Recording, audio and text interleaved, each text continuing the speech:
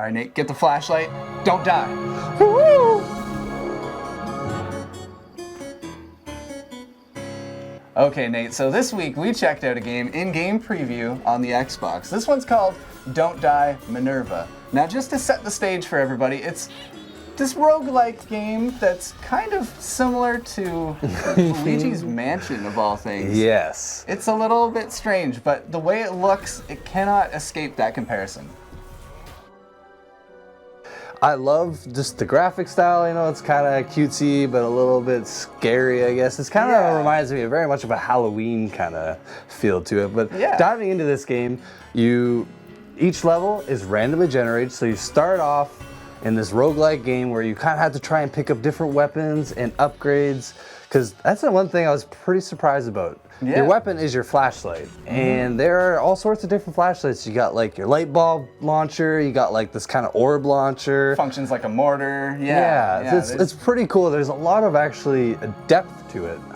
Yeah, there's definitely a lot of different pieces that you can pick up and eventually include in your build. There's a couple different elements for damage and kind of your equipment building purposes. So you can build in arc or fire or frozen or physical, and I think that's all the options that you get. But those are all done with amethyst or different gems, which is pretty cool. It's the different gems that you add to your flashlight, and this game does have a very Halloween kind of kiddie-friendly theme to it. It's all these ghosts. They look like ghosts with kind of like a blanket thrown over their head. Yeah, they make all these weird noises that are just amazing. It's such a standout is the weird audio cues that this game gives you. Yeah.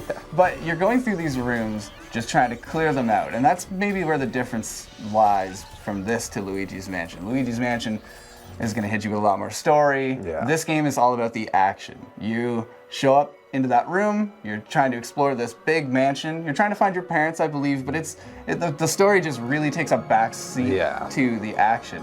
You go through, you clear out all these rooms, you collect gems, you bring those gems back, and you upgrade your character for the next playthrough. Now, if you die, you're going to keep those upgrades. That is very important in any roguelike game for the longevity of play. And I think it was really well done in this game.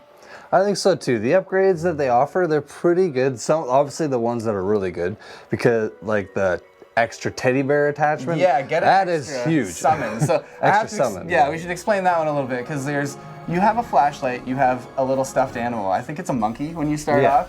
You have this little stuffed monkey with you, and it's just, you're a little girl, these are your little toys, you're just exploring this big mansion. You can kind of see maybe where the untold story is in this game. But you can throw down this little monkey, and it does area of effect damage to enemies around you. You can get different kinds of stuffed animals.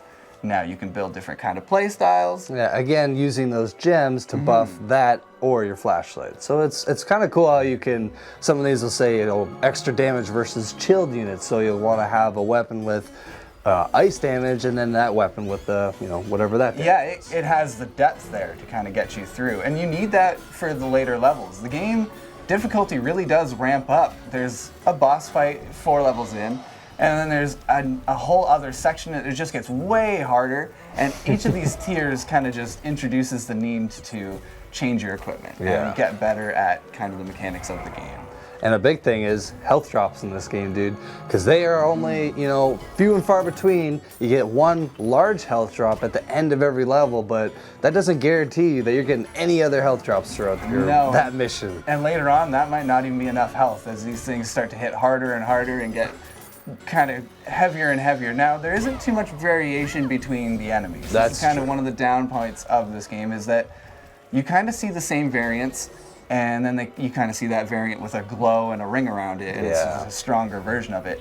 There isn't too much imagination in the enemy types, and that's kind of a they're comical, they're funny, they make funny sounds, and they look cool, but it's just, there's only, you know, a handful or two. So after you've cleared the first few areas, you've pretty much seen most of the monsters in this game.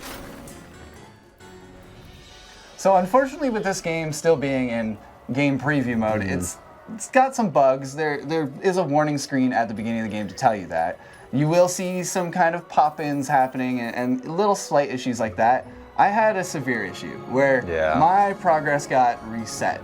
Now, I don't know if that was necessarily a part of their development program. I expect it to be reset when they finish the game, but that's just one thing to consider, is that there are some bugs.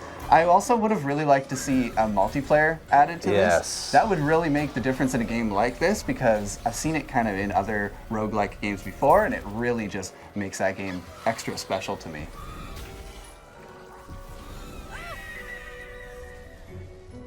Overall, this is a recommend or do not recommend. Because the game is not finished yet, we can't exactly put a full solid number on it. But for me, I have to recommend this game. It checks all the right boxes for me, and it's this kind of game that I didn't really know I was enjoying so much. Yeah, man, me too. I totally recommend this game. It's got a lot of kind of fun little surprises in it, striking home with a couple different games I've played in the past, so I totally recommend this one.